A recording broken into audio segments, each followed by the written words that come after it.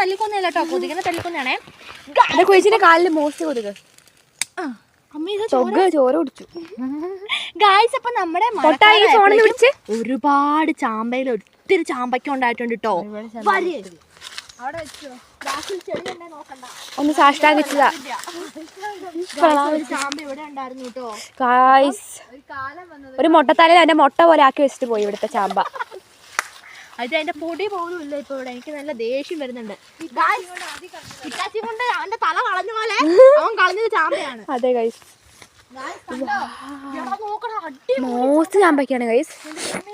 പക്ഷെ ഇത് വായ വെക്കാൻ കൊള്ളില്ല, കാരണം അത്രക്ക് എന്ത് പുഴുവായിരിക്കും ഗൈസ്. മോസ്റ്റ് പുഴു നമുക്ക് കാണുമ്പോ തന്നെ അയ്യോ നോക്കട്ടെ, ഇതാ ഇത് നോക്ക്.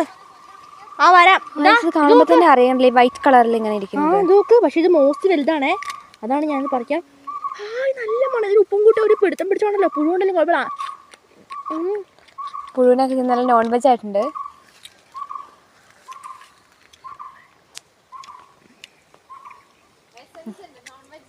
അതെ, പുഴു ഉണ്ടെങ്കിൽ നമ്മൾ അതിനെ തിന്നണം.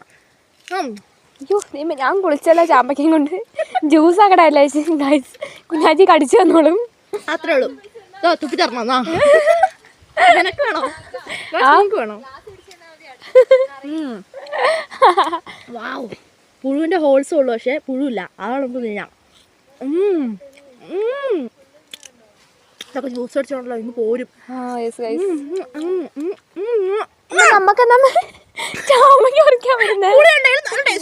അപ്പൊ നമുക്ക് ഇതെല്ലാം പറിച്ചുകൊണ്ട് നന്നാക്കി നമുക്ക് ജ്യൂസ് അടിച്ചേ പറ്റുള്ളൂ.